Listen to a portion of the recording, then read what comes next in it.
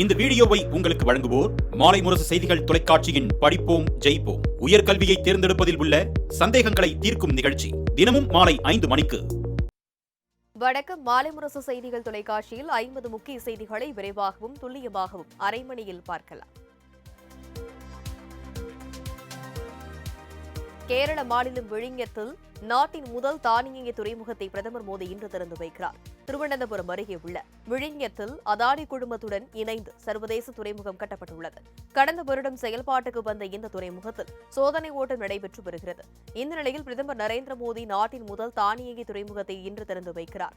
விழாவை முன்னிட்டு MSC நிறுவனத்தின் மிகப்பெரிய சரக்கு கப்பலான செலஸ்டினோ மெரஸ்ரா விஞ்ஞானம் துறைமுகத்திற்கு வந்தது. மோடி வருகையை முன்னிட்டு பாதுகாப்பு ஏற்பாடுகள் செய்யப்பட்டுள்ளன. தெருநாய்கள் தொல்லை குறித்து முதலமைச்சர் மு.க.ஸ்டாலின் தலைமையில் இன்று ஆலோசனைக் கூட்டம் நடைபெறுகிறது. சென்னை தலைமைச் செயலகத்தில் நடக்கும் கூட்டத்தில் நகராட்சி நிர்வாகத்துறை அமைச்சர், மக்கள் நல்வாழ்வுத்துறை அமைச்சர், மாநகராட்சி அதிகாரிகள், அரசின் முக்கிய அதிகாரிகள் பங்கேற்க உள்ளனர். தெருநாய்களை கட்டுப்படுத்த மேற்கொள்ள வேண்டிய நடவடிக்கைகள், கருத்தடை செய்வது, கண்காணிப்பு, காப்பகத்திற்கு மாற்றுவது, ராபிஸ் தடுப்பூசி செலுத்துவது உள்ளிட்டவை குறித்து கூட்டத்தில் முக்கிய ஆலோசனைகள் மேற்கொள்ளப்பட உள்ளது. சென்னை மட்டுமின்றி தமிழகம் முழுவதும் தெருநாய்கள் தொல்லை மீண்டும் அதிகரித்து வரும் நிலையில் ஆலோசனைக் கூட்டத்திற்கு ஏற்பாடு செய்யப்பட்டுள்ளது. திமுக மாவட்ட செயலாளர்கள் கூட்டம் நாளை திமுக தலைவரும் தமிழக முதலமைச்சருமான மு.க.ஸ்டாலின் தலைமையில் அண்ணா அறிவாலயத்தில் நடைபெறவுள்ளது. இந்த கூட்டத்தில் சட்டமன்ற தேர்தல் தொடர்பாக பணிகளை மாவட்டம் வாரியாக எவ்வாறு தீவிரப்படுத்துவது, வரக்கூடிய மே 7ஆம் தேதி திமுக ஆட்சி பொறுப்பேற்று 4 ஆண்டுகள் நிறைவு செய்ய இருக்கக்கூடிய நிலையில் 5ஆம் ஆண்டு தொடக்க விழாவை முட்டி எவ்வாறு முன்னெடுத்து செல்வது என்பது தொடர்பாகவும் ஆலோசிக்கப்பட உள்ளது. மேலும் 4 ஆண்டுகளில் தமிழக அரசு சார்பில் நிறைவேற்றப்பட்டுள்ள திட்டங்கள் மக்களிடம் கொண்டு சென்று வரும் சட்டமன்ற தேர்தலில் திமுக 200 தொகுதிக்கு மேல் வெற்றி பெறுவது தொடர்பாக மாவட்ட செயலாளர்களுக்கு முதலமைச்சர் அறிவுரை வழங்கியுள்ளார். காங்கிரஸ் கட்சித் தலைவர் மல்லிகார்ஜுன கார்கே தலைமையில் இன்று மாலை காரிய கமிட்டி கூட்டம் நடைபெறுகிறது. டெல்லியில் நடைபெறும் கூட்டத்தில் மத்திய அரசின் சாதிவாரி கணக்கெடுப்பு குறித்து அறிவிப்பு குறித்து விவாதிக்கப்பட உள்ளது. ராகுல் காந்தி உள்ளிட்டோர் இந்த கூட்டத்தில் பங்கேற்க உள்ளனர். 2 ஆண்டுகளுக்கு மேலாக காங்கிரஸ் உள்ளிட்ட எதிர்க்கட்சிகள் சாதிவாரி கணக்கெடுப்பு நடத்த வேண்டும் என வலியுறுத்தி வரும் நிலையில் மத்திய அமைச்சரவை இதற்கு ஒப்புதல் வழங்கியது குறிப்பிடத்தக்கது. கர்நாடக உயர்நீதிமன்ற நீதிபதி ஹேமந்த் சந்தன் கவுடர் மற்றும் தெலுங்கானா உயர்நீதிமன்ற நீதிபதி கே. சுரேந்தர் ஆகியோரை சென்னை உயர்நீதிமன்றத்திற்கு பணியிட மாற்றம் செய்து குடியரசுத் தலைவர் உத்தரவிட்டுள்ளார். நீதிபதிகள் இருவரையும் சென்னை உயர்நீதிமன்ற நீதிபதிகளாக நியமிக்க அண்மையில் மத்திய அரசுக்கு கொலீஜியம் பரிந்துரைத்தது. இதனை ஏற்றுக்கொண்டு சென்னை உயர்நீதிமன்றத்திற்கு மாற்றி குடியரசுத் தலைவர் உத்தரவிட்டுள்ளார். இருவருக்கும் சென்னை உயர்நீதிமன்ற தலைமை நீதிபதி KR ஸ்ரீராம் விரைவில் பதவி பிரமாணம் செய்து வைக்க உள்ளார். சாதிவாரி கணக்கெடுப்பு தேர்தலுக்கான போலியான அறிவிப்பு என்று அமைச்சர் மனோ தங்கராஜ் சாடியுள்ளார். கன்னியாகுமரியில் மறைந்த கருணாநிதி உள்ளிட்ட தலைவர்கள் சிலைக்கு மரியாதை செலுத்திய பின் செய்தியாளர்களுக்கு பேட்டியளித்த அவர் இதனை தெரிவித்தார். மேலும் எந்த டேட்டாவும் இல்லாமல் பீகார் மற்றும் தமிழக தேர்தலை கருத்தில் கொண்டு பாஜக இந்த அறிவிப்பை வெளியிட்டுள்ளதாக அவர் விமர்சித்தார். மேலும் தமிழக ஆளுநர் ரவி குறித்த கேள்விக்கு நல்ல மாட்டுக்கு ஒரு சூடு என கூறிவிட்டு சென்றார். படப்பிடிப்பிற்காக கொடைக்கானலுக்கு வருகை தந்த விஜயை பின்தொடர்ந்தபடி மலைப்பாதையில் ஆபத்தான பயணம் மேற்கொண்ட தொண்டர்களால் பரபரப்பு ஏற்பட்டது. தமிழக வெற்றிக் கழக தலைவரும் நடிகருமான விஜய் தன்னுடைய 69வது படத்தின் படப்பிடிப்பிற்காக கொடைக்கானலுக்கு சென்றார். தன்னை பின்தொடர வேண்டாம் என தொண்டர்களுக்கு விஜய் வலியுறுத்தியிருந்தார். ஆனால் அதனை பொருட்படுத்தாமல் கொடைக்கானல் மலை சாலையில் விஜய் பயணித்த வாகனத்திற்கு பின்பு தொண்டர்கள் ஆபத்தான முறையில் பயணம் மேற்கொண்டனர். விஜய் சென்ற வழியெங்கும் ஆரவாரத்துடன் பின்தொடர்ந்த தொண்டர்களால் விஜயின் கேரவன் வாகன முன்பகுதி முழுவதும் சேதமடைந்தது.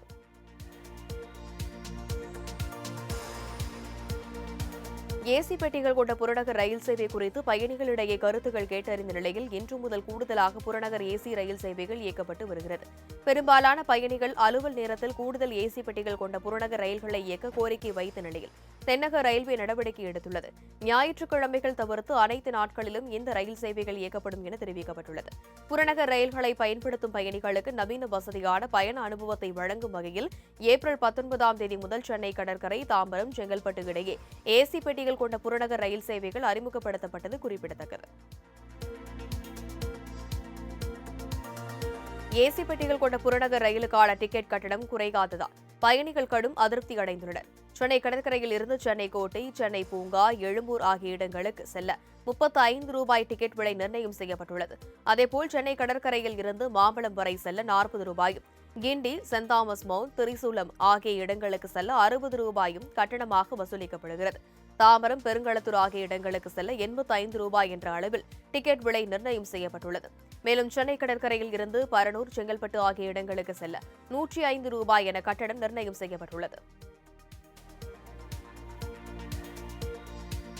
மிகவும் கடினமான சூழல்களில் குஜராத்தை முன்னெடுத்து சென்ற பிரதமர் மோடி தற்போது இந்தியாவையும் சிறப்பாக வழிநடத்தி வருவதாக தமிழக ஆளுநர் ஆர்.என். ரவி புகழாரம் சூட்டியுள்ளார். சென்னை எழும்பூரில் நடைபெற்ற குஜராத் மாநிலம் நிறுவிய தினம் கொண்டாடப்பட்டதில் பங்கேற்று பேசிய அவர் இதனை தெரிவித்தார். 2014ஆம் ஆண்டுக்கு முன்பு 11வது இடத்தில் இருந்த இந்திய பொருளாதாரம் பிரதமர் மோடியால் தற்போது 5ஆம் இடத்திற்கு முன்னேறி இருப்பதாக பெருமிதம் தெரிவித்தார். இன்னும் சில ஆண்டுகளில் 3ஆம் இடத்திற்கு முன்னேறும் என்று அவர் நம்பிக்கை தெரிவித்தார்.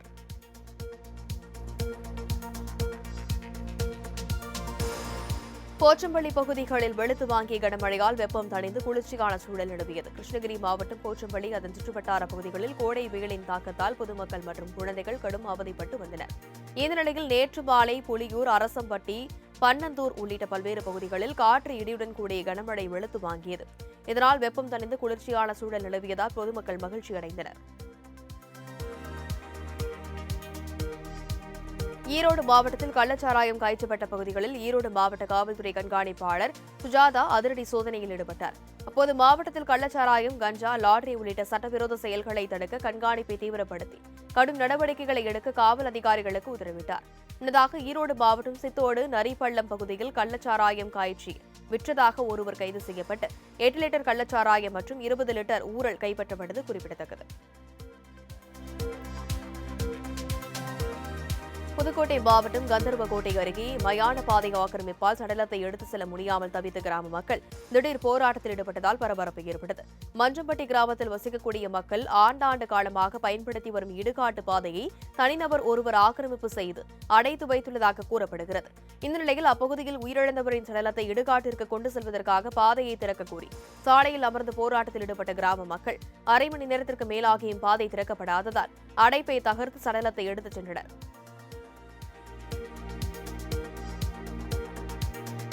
கரூரில் நடைபெற்ற இசைஞானி இளையராஜாவின் இன்னிசை நிகழ்ச்சியில் இருந்து ரசிகர்கள் பாதையில் வெளியேறியதால் பரபரப்பு நிலவியது. கரூர் திருச்சி பைபாஸ் சாலையில் அமைந்துள்ள கோடங்கிப்பட்டி பகுதியில் இசைஞானி இளையராஜாவின் இசை ராஜகம் என்ற இன்னிசை நிகழ்ச்சி திறந்த வெளி திடலில் நடைபெற்றது. இந்த நிகழ்ச்சியை காண ஏராளமான ரசிகர்கள் வருகை தந்திருந்த நிலையில் சரியான முறையில் ஏற்பாடுகளை செய்யாததால் பொதுமக்கள் அவதியடைந்தனர். இதனால் பலர் நிகழ்ச்சியை விட்டு வெளியேறிய நிலையில் உட்கார இடமின்றி வெகு நேரமாக நின்று கொண்டிருந்த ரசிகர் ஒருவர் டிக்கெட்டை கிழித்தெறிந்து வாக்குவாதத்தில் ஈடுபட்டதால் பரபரப்பு நிலவியது. கொல்கத்தாவில் நடந்த தீ விபத்தில் உயிரிழந்த 3 தமிழர்களின் உடல் சொந்த ஊருக்கு கொண்டு வரப்பட்டது. கரூர் மாவட்டம் உப்பிடமங்கலம் பகுதியைச் சேர்ந்த 5 பேர் குடும்பத்துடன் கடந்த 28ஆம் தேதி கொல்கத்தா சுற்றுலா சென்றனர். அவர்கள் தனியார் ஹோட்டலில் தங்கியிருந்த நிலையில் அந்த ஹோட்டலில் ஏற்பட்ட தீ விபத்தில் 3 தமிழர்கள் உட்பட 14 பேர் உயிரிழந்தனர். இதில் தமிழ்நாட்டைச் சேர்ந்த 3 பேரின் உடலை சொந்த ஊருக்கு கொண்டு வர உறவினர்கள் வைத்த கோரிக்கையின் அடிப்படையில் மாவட்ட நிர்வாகம் சார்பில் 3 பேரின் உடல் அவர்கள் சொந்த ஊரான கரூர் மாவட்டத்திற்கு கொண்டு வரப்பட்டது. பின்னர் இறுதிச் சடங்கு செய்யப்பட்ட நல்லடக்கம் செய்யப்பட்டது.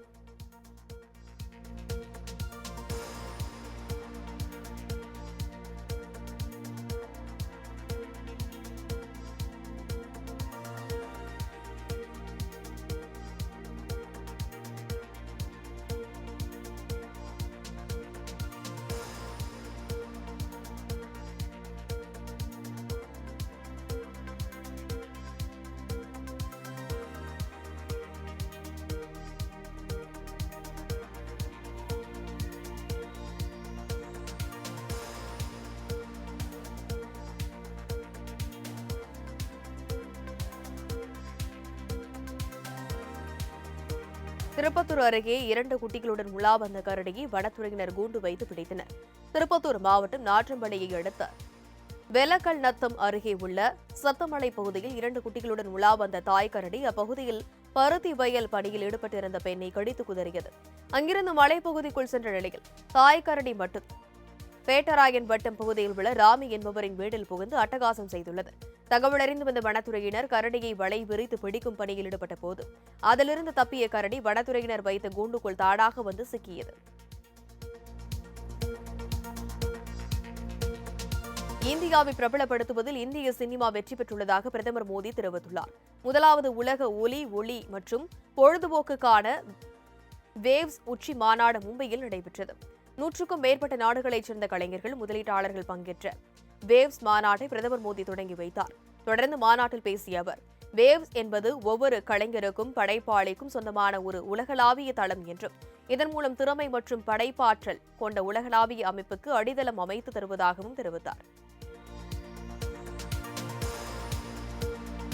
பகல்காம் தாக்குதல் காட்டுமிராண்டித்தனமானது என்றும், பிரதமர் மோடி ஜம்மு காஷ்மீருக்கு அமைதியை கொண்டுவரும் போராளி எனவும் நடிகர் ரஜினிகாந்த் தெரிவித்துள்ளார். முதலாவது உலக ஒளி மற்றும் பொழுதுபோக்குக்கான வேவ்ஸ் உச்சி மாநாடு மும்பையில் நடைபெற்றது. இதில் பங்கேற்று பேசிய நடிகர் ரஜினிகாந்த், பொழுதுபோக்குகளில் கவனம் செலுத்துவதால் தேவையற்ற விமர்சனங்கள் வரும் என இந்நிகழ்வை அரசு ஒத்திவைக்கும் என பலரும் கூறினர். ஆனாலும் நிகழ்ச்சியை பிரதமர் மோடி நடத்துவார் என அவர் மீதுதான் வைத்த நம்பிக்கை காப்பாற்றப்பட்டுள்ளதாக தெரிவித்தார். பயங்கரவாதிகளை வேரோடு அழிப்பும் என உள்துறை அமைச்சர் அமித்ஷா தெரிவித்துள்ளார். டெல்லியில் நடைபெற்ற நிகழ்ச்சியில் கலந்து கொண்டு பேசிய அமித்ஷா, பகல்காம் தாக்குதல் குறித்து முதல் முறையாக பொதுவெளியில் பேசினார். அப்போது பயங்கரவாதத்திற்கு எதிரான யுத்தத்தில் ஒட்டுமொத்த உலகமும் இந்தியாவுக்கு துணையாக இருப்பதாகவும், பயங்கரவாதிகள் கட்டாயம் வேட்டையாடப்படுவார்கள் என உறுதிபட கூறினார். மேலும் பயங்கரவாதிகள் அனைவரையும் ஒழிக்கும் வரையில் தங்களது நடவடிக்கைகளை நிறுத்த மாட்டோம், அவர்களை மோடி அரசு தப்ப விடாது என திட்டவட்டமாக தெரிவித்தார்.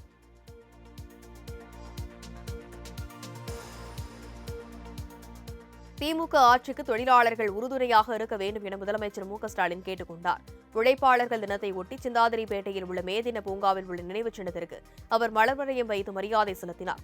அப்போது குருதியை வியர்வையாக்கி உழைப்பால் உலகை உயர்த்தும் உழைப்பாளர்களுக்கு வாழ்த்துக்கள் என தெரிவித்தார். திமுக ஆட்சியில் 26 லட்சம் அமைப்பு சாரா தொழிலாளர்களுக்கு 2461 கோடி ரூபாய் நிதி ஒதுக்கப்பட்டுள்ளதாக முதலமைச்சர் மு.க.ஸ்டாலின் தெரிவித்தார்.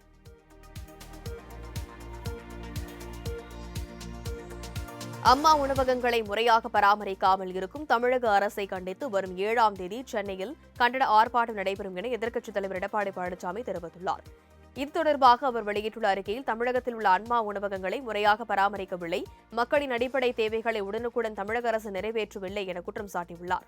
எனவே திமுக அரசை கண்டித்து சென்னை பள்ளிக்கரணையில் உள்ள மாநகராட்சி அலுவலகம் அருகே வரும் 7ஆம் தேதி கண்டன ஆர்ப்பாட்டம் நடைபெறும் என இபிஎஸ் தெரிவித்துள்ளார். சாதிவாரி மக்கள் தொகை கணக்கெடுப்பின் மூலம்தான் சமூக நீதியை நிலைநாட்ட முடியும் என்று பாமக தலைவர் அன்புமணி கூறியுள்ளார். சென்னை டி நகரில் சமூக நீதி காக்க சாதிவாரி மக்கள் தொகை கணக்கெடுப்பு என்ற தலைப்பில் கருத்தரங்கம் நடைபெற்றது. இதில் பங்கேற்ற பிறகு செய்தியாளரிடம் பேசிய அன்புமணி, மத்திய அரசின் சாதிவாரி கணக்கெடுப்பு அறிவிப்புக்கு திமுக, காங்கிரஸ் கட்சிகள் சொந்தம் கொண்டாட முடியாது என ஆவேசமாக கூறினார். கணக்கெடுப்பு நடத்தப்பட்டால் மட்டுமே அனைத்து சமூக மக்களுக்கும் சம நீதி கிடைக்கும் எனவும் அன்புமணி வலியுறுத்தினார். மத்திய அரசின் ஜாதிவாரி கணக்கெடுப்பு அறிவிப்பில் உடன்பாடு இல்லை என புதிய தமிழகம் கட்சித் தலைவர் கிருஷ்ணசாமி தெரிவித்துள்ளார். தூத்துக்குடியில் செய்தியாளர்களுக்கு பேட்டி அளித்த அவர், இது மிக மிக பிற்போக்குத்தனமான நடவடிக்கையாகும், பின்னுக்கு தள்ளக்கூடிய நடவடிக்கையாகவும் கருதுகிறேன் எனவும், சாதிவாரி கணக்கெடுப்பு மிகப்பெரிய ஆபத்தில் முடியும் என எச்சரித்துள்ள கிருஷ்ணசாமி, இதன் நோக்கம் என்ன என்பதை மத்திய அரசு தெளிவுபடுத்த வேண்டும் என வலியுறுத்தியிருக்கிறார். வெயிலின் தாக்கத்தை பொறுத்தே பள்ளிகள் திறப்பு தேதி அறிவிக்கப்படும் என அமைச்சர் அன்பில் மகேஷ் தெரிவித்துள்ளார். மே தினத்தை முன்னிட்டு திருச்சியில் செய்தியாளர்களை சந்தித்த அவர் இதனை தெரிவித்தார். மேலும் தனியார் பள்ளிகளில் அரசு நிர்ணயித்த கட்டணத்தை விட அதிக கட்டணம் வசூலித்தால் கடும் நடவடிக்கை எடுக்கப்படும் எனவும் அமைச்சர் அன்பில் மகேஷ் எச்சரிக்கை விடுத்துள்ளார். இன்று நடைபெறவுள்ள அதிமுக செயற்குழு கூட்டத்தில் 2026 சட்டசபை தேர்தலில் அதிமுகவினர் எவ்வாறு செயல்பட வேண்டும் என்பது குறித்து அறிவுறுத்தல்கள் வழங்கப்பட உள்ளன. அதிமுக செயற்குழு கூட்டம் இன்று மாலை அக்கட்சியின் பொதுச் செயலாளர் எடப்பாடி பழனிசாமி தலைமையில் நடைபெறுகிறது. கூட்டத்தில் 15க்கும் மேற்பட்ட தீர்மானங்கள் நிறைவேற்றப்பட உள்ளதாக கூறப்படுகிறது.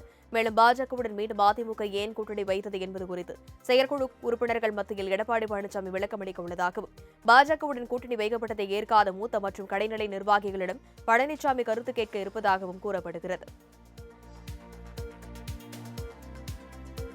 பாஜக சாதியை வைத்து அரசியல் செய்ய நினைப்பதாக திமுக எம்பி ஆர் ராசா குற்றம் சாட்டியுள்ளார். சென்னை சேப்பாக்கத்தில் தொழிலாளர் முன்னேற்ற சங்கம் சார்பில் நடைபெற்ற மே தின சிறப்பு கருத்தரங்கில் கலந்து கொண்டு பேசிய அவர், சாதியை விட்டு வெளியே வர முடியாத உளவியலை பாஜக உருவாக்கியுள்ளதாக சாடினார்.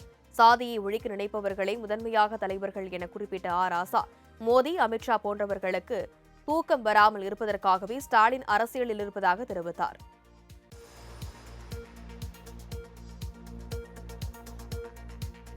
டெல்லியில் அதிகாலை வரை கொட்டி தீர்த்த கனமழையால் மக்களின் இயல்பு வாழ்க்கை பாதிக்கப்பட்டது. பல்வேறு பகுதிகளிலும் இடி மின்னலுடன் கூடிய கனமழை கொட்டி தீர்த்தது.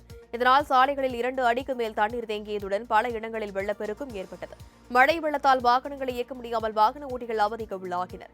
பலத்த சூறை காற்று காரணமாக மரங்கள், மின்கம்பங்கள் சாய்ந்ததால் போக்குவரத்து பாதிக்கப்பட்டதுடன் மின்சாரமும் துண்டிக்கப்பட்டது. இதேபோல் மோசமான வானிலையால் விமான போக்குவரத்தும் பாதிக்கப்பட்டுள்ளது. நாடு முழுவதும் 11 மாநிலங்களுக்கு வெப்ப அலை எச்சரிக்கை விடுக்கப்பட்டுள்ளது. இது தொடர்பாக பஞ்சாப், ஹரியானா, பீகார், ஜார்க்கண்ட், மேற்கு வங்கம் உள்ளிட்ட மாநில தலைமைச் செயலாளர்களுக்கு தேசிய மனித உரிமைகள் ஆணையம் கடிதம் ஒன்றை அனுப்பியுள்ளது. அதில் கடந்த 2018 முதல் 2022 வரையிலான ஆண்டுகளில் 3798 பேர் வெப்ப வாதத்தால் உயிரிழந்து சுட்டிக்காட்டப்பட்டுள்ளது. ஆகவே இந்த கோடையில் கடும் வெப்ப அலை வீசும் என்பதால் திறந்த வெளியில் பணியாற்றும் தொழிலாளர்களுக்கு பாதுகாப்பு ஆடைகள், வேலை நேரத்தை மாற்றி அமைத்தல், குடிநீர் உள்ளிட்ட அடிப்படை வசதிகள் செய்து கொடுத்தல் உள்ளிட்ட முன்னெச்சரிக்கை நடவடிக்கைகளை மேற்கொள்ள அறிவுறுத்தப்பட்டுள்ளது. சென்னை மாநகராட்சி பகுதிகளில் பார்க்கிங் கட்டணம் வசூலிக்கும் பணியாளர்கள் வழிமுறைகளை கட்டாயம் பின்பற்ற வேண்டும் என மாநகராட்சி அறிவுறுத்தியுள்ளது. பெருநகர சென்னை மாநகராட்சி கீழ் உள்ள பகுதிகளில் வாகன நிறுத்த கட்டணம் வசூல் செய்யும் பணியை தமிழ்நாடு அரசு நிறுவனமான டெஸ்கோ நிறுவனம் மேற்கொண்டு வருகிறது. இந்நிலையில் 1 மணி நேரத்திற்கு அதிக கட்டணம் வசூலிப்பதாக எழுந்த புகாரை தொடர்ந்து இந்த பணியை ஒழுங்குமுறைப்படுத்த மாநகராட்சி நிர்வாகம் முடிவு செய்துள்ளது. பார்க்கிங் தொடர்பாக புகார்களை பொதுமக்கள் கட்டணமில்லா தொலைபேசி வாயிலாக தெரிவிக்கலாம் என கூறப்பட்டுள்ளது. ஜம்மு காஷ்மீரில் உள்ள பகல்காமில் நடைபெற்ற தாக்குதலை அடுத்து இந்தியா பாகிஸ்தான் உறவில் பெரும் விரிசல் ஏற்பட்டது. இந்நிலையில் இந்திய வெளியுறவு அமைச்சர் மற்றும் பாகிஸ்தான் பிரதமருடன் அமெரிக்க வெளியுறவுத்துறை அமைச்சர் மார்கோ ரூபியோ பேச்சுவார்த்தை நடத்தினார். இதனைத் தொடர்ந்து இரு நாடுகளிடையே போர் பதட்டத்தை தணிக்க வேண்டும் என்று கேட்டுக் கொண்டதோடு பயங்கரவாதத்திற்கு எதிரான அமெரிக்காவின் நிலைப்பாட்டை அவர் மீண்டும் உறுதிப்படுத்தினார். மேலும் தெற்காசியாவில் பதற்றத்தை தணிக்கவும் அமைதியை பராமரிக்கவும் இந்தியாவுடன் இணைந்து பணியாற்றுமாறு பாகிஸ்தான் பிரதமரிடம் ரூபியோ கேட்டுக் கொண்டார். பிளாஸ்டிக் ஒழிப்பை வலியுறுத்தும் விதமாக புதுச்சேரியில் 225 அடி தூரத்திற்கு 1330 மஞ்ச பைகளை பிடித்தபடி தன்னார்வலர்கள் நிகழ்ச்சி உலக சாதனை நிகழ்வு பார்வையாளர்களை கவனங்களை ஈர்த்தது. தனியார் நிறுவனம் சார்பில் புதுச்சேரி கடற்கரை காந்தி திடலில் நடத்தப்பட்ட இந்த நிகழ்ச்சியில் காமராஜர் சதுக்கத்தில் இருந்து சுமார் 200க்கும் மேற்பட்ட மாணவ மாணவிகள், தன்னார்வலர்கள் மஞ்ச பைகளை கையில் பிடித்துக் கொண்டு பேரணியாக கடற்கரை சாலைக்கு வந்தனர். 225 அடி தூரத்திற்கு 1330 மஞ்ச பைகளை பிடித்தபடி நின்று விழிப்புணர்வு உலக சாதனை நிகழ்த்தினர். காஷ்மீர் எல்லையில் பாகிஸ்தான் ராணுவம் 8வது நாளாக அத்துமீறலில் ஈடுபட்டுள்ளது. பூஞ்ச், பாரமுல்லா உள்ளிட்ட பகுதிகளில் பாகிஸ்தான் ராணுவம் தொடர்ந்து தாக்குதல் நடத்தி வருகிறது. இதற்கு இந்திய பாதுகாப்பு படை வீரர்கள் தக்க பதிலடி கொடுத்து வந்தாலும் பாகிஸ்தானில் அத்துமீறல் சற்றும் குறையவில்லை. பகல்காம் தீவிரவாத தாக்குதலில் சுற்றுலா பயணிகள் 26 பேர் கொல்லப்பட்டதை அடுத்து எல்லையில் இரு நாடுகளும் ராணுவ வீரர்களை அதிக அளவில் குவித்து வருகின்றனர். எனினும் பாகிஸ்தான் வேண்டுமென்றே அத்துமீறி வருவதால் எல்லையில் தொடர்ந்து பதற்றம் நிலவி வருகிறது. சார்தாம் யாத்திரையையொட்டி உலக பிரசித்தி பெற்ற கேதார்நாத் கோவில் நடை இன்று திறந்து வைக்கப்பட்டது. உத்தரகாண்ட் மாநிலத்தில் உள்ள கேதார்நாத், பத்ரிநாத் உள்ளிட்ட 4 கோவில்கள் மிகவும் பிரசித்தி பெற்றவை. குளிர்காலத்தில் மூடப்படும் இந்த கோவில்கள் கோடை காலத்தில் மட்டுமே திறக்கப்படும். இந்நிலையில் சார்தாம் யாத்திரை 2 நாட்களுக்கு முன்பு தொடங்கியதை அடுத்து கேதார்நாத் கோவில் நடை இன்று திறந்து வைக்கப்பட்டது. முதலமைச்சர் புஷ்கர் சிங் தாமி உள்ளிட்டோர் கலந்து கொண்ட இந்த விழாவின் போது ஹெலிகாப்டர் மூலம் மலர்கள் தூவப்பட்டது. மேலும் இசை மற்றும் நடன நிகழ்ச்சிகளில் திரளான பக்தர்கள் கலந்து கொண்டனர். நீண்ட இழுபறிக்கு இடையே யுக்ரைன், அமெரிக்கா இடையே கனிம வள ஒப்பந்தம் கையெழுத்தாகியுள்ளது. நாட்டின் இயற்கை வளங்களில் அமெரிக்காவுக்கு இதுவரை இல்லாத அளவுக்கு யுக்ரைன் தற்போது அதிகாரம் வழங்கியுள்ளது. இதன் மூலம் ரஷ்யாவுக்கு எதிரான போரில் அமெரிக்காவின் நீண்டகால உதவி கிடைக்கும் என யுக்ரைன் நம்பிக்கை தெரிவித்துள்ளது.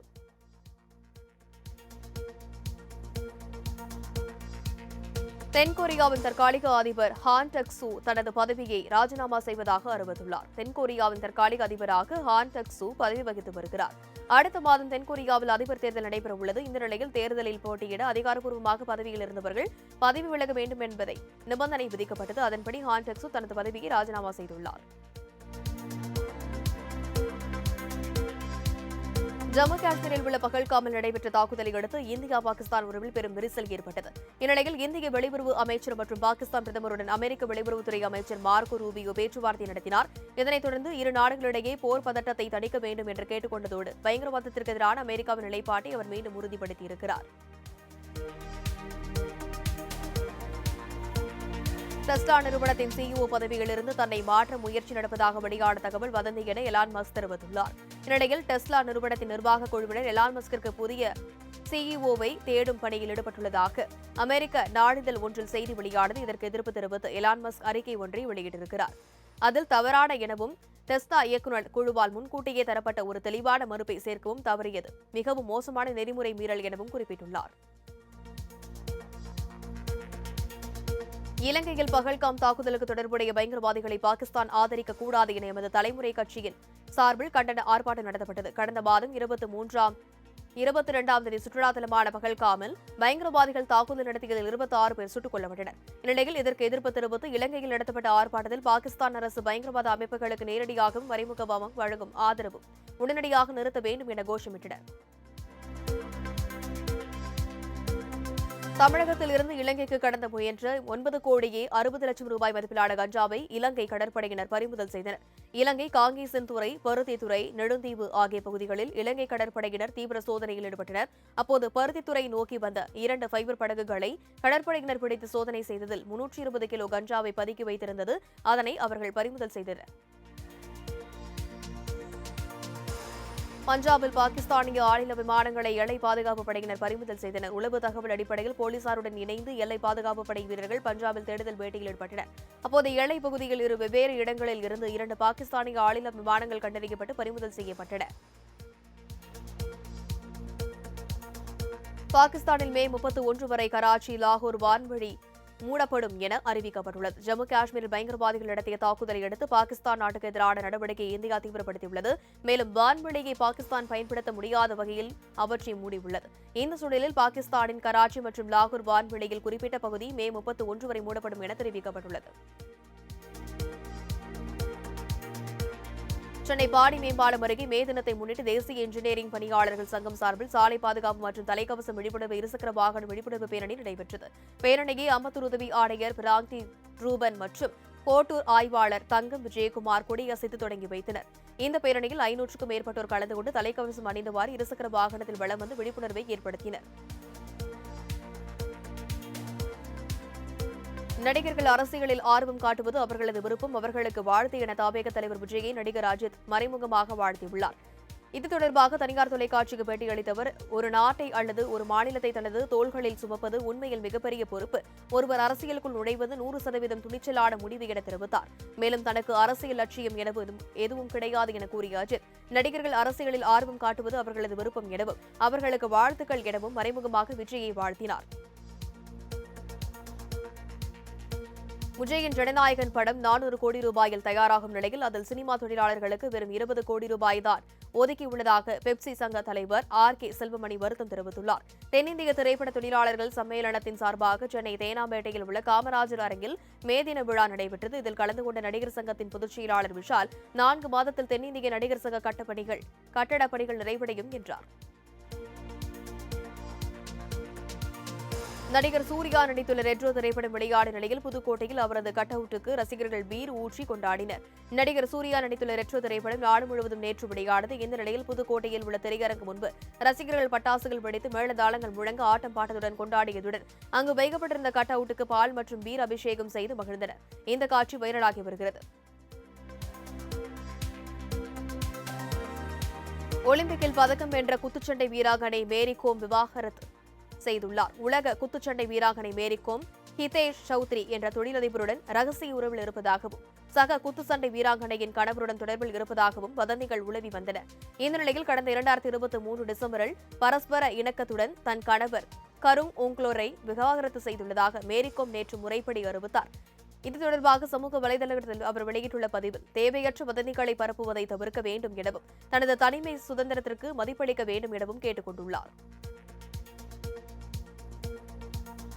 IPL கிரிக்கெட் தொடரில் 100 ரன்கள் வித்தியாசத்தில் ராஜஸ்தான் ராயல்ஸ் அணியை வீழ்த்தி மும்பை இந்தியன்ஸ் அணி அபார வெற்றி பெற்றுள்ளது. நேற்று இரவு ஜெய்ப்பூரில் நடைபெற்ற 50வது லீக் ஆட்டத்தில் ராஜஸ்தான் ராயல்ஸ் மும்பை இந்தியன்ஸ் அணியை எதிர்த்து விளையாடியது. முதலில் ஆடிய மும்பை அணி 20 ஓவர்கள் முடிவில் 2 விக்கெட்டுகள் இழப்பிற்கு மும்பை அணி 217 ரன்கள் குவித்தது. இதையடுத்து 218 ரன்கள் என்ற வெற்றி இலக்குடன் களமிறங்கிய ராஜஸ்தான் அணி 16.1 ஓவர்களில் அனைத்து விக்கெட்டுகளையும் இழந்து 117 ரன்கள் மட்டுமே எடுத்தது. இதனால் மும்பை இந்தியன்ஸ் அணி 100 ரன்கள் வித்தியாசத்தில் அபார வெற்றி பெற்றது. ரசவாதி திரைப்படத்துக்காக நடிகர் அர்ஜுன் தாஸுக்கு இரண்டாவது முறையாக சிறந்த நடிகர் விருது வழங்கப்பட உள்ளதாக தகவல் வெளியாகியுள்ளது. இயக்குநர் சாந்தகுமார் இயக்கத்தில் உருவான ரசவாதி படத்தில் நடிகர் அர்ஜுன் தாஸ் கதாநாயகனாக நடித்திருந்தார். இந்த படத்தின் மூலம் அவரது நடிப்புக்கு பலரால் பாராட்டுகளை பெற உதவியது. இந்த நிலையில் தாதா சாஹேப் பால்கே திரைப்பட விழாவில் சிறந்த நடிகருக்கான விருதை ரசவாதி பெற்றுள்ளதாக தகவல் வெளியாகியுள்ளது. மேலும் இந்த படத்துக்கு ஏற்கனவே 3 விருதுகள் வழங்கப்பட்டுள்ளது. ரசவாதி திரைப்படத்துக்கு லண்டன் சர்வதேச திரைப்பட விழாவில் சிறந்த ஒளி மற்றும் வடிவமைப்புக்கான விருதும், நியூ ஜெர்சி இந்திய மற்றும் சர்வதேச திரைப்பட விழாவில் சிறந்த நடிகருக்கான விருதும் வழங்கப்பட்டிருந்தது குறிப்பிடத்தக்கது.